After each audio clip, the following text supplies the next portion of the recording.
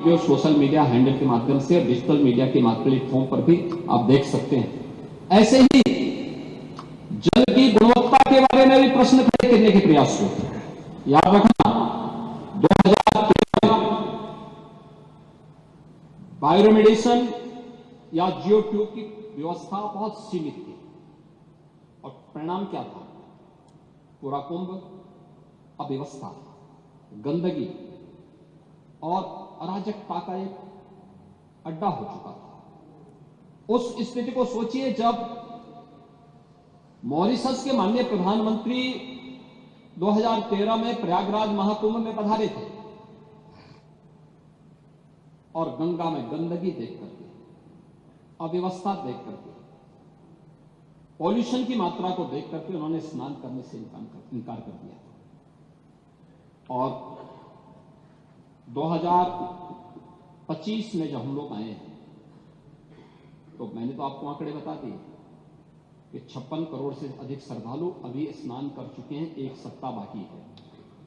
81 नालों को यानी 261 MLD के जो वहां के नाले हैं सभी को टेप किया गया है और टेप ही नहीं किया गया है बल्कि उसके बारे में जो सरकार की व्यवस्थाएं बनाई गई है उसके बारे में मैं विस्तार से सदन में कहना चाहूंगा, क्योंकि बहुत सारे लोग अभी उसके बारे में दुष्प्रचार करने की अपनी उस प्रवृत्ति से बाज नहीं आएंगे और इसलिए मैं उसके बारे में बताना चाहूंगा कि गंगा जी हो या यमुना जी हो, प्रयागराज के जितने भी वहां पे संगम स्थल से जुड़े हुए जितने भी वहां के अगल बगल के जितने भी नाले हैं, जितने भी इस प्रकार के सीवर का है, ड्रेनेज का है, सबको टेप करके या तो STP में या बायोरेमेडिएशन या जियो ट्यूब के माध्यम से उनके शुद्धिकरण के बाद ही उसे वहां पर वो किया जा रहा है।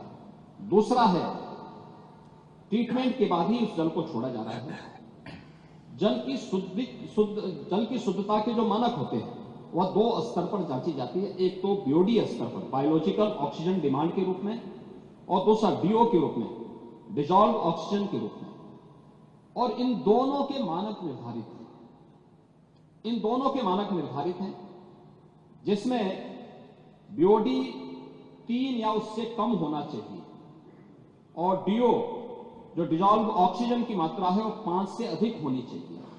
जल में स्नान करने के लिए जल की जो मात्रा होती है उसमें ये मात्रा इस रूप में होनी चाहिए। और मुझे बताते हुए यहां पर मैं आपको बताना चाहता हूं कि उत्तर प्रदेश जो पॉल्यूशन कंट्रोल बोर्ड है वो लगातार वहां पे जल की मॉनिटरिंग करता है, उसकी गुणवत्ता को बनाए रखने के लिए कार्य कर रहा है।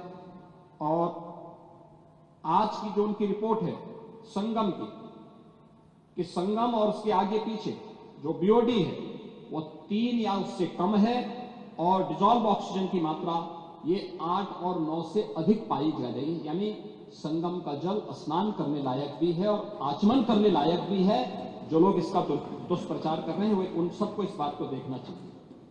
एक समाचार पत्रों में एक न्यूज जो देखने को मिली, मैंने देख रहा था, पुरानी न्यूज है, NGT के माध्यम से, NGT का नाम लेकर के दिया गया है, किसी ने दिया है, जिसमें उन्होंने कहा है कि फीकल कोलिफॉर्म की उसमें उन्होंने चर्चा की।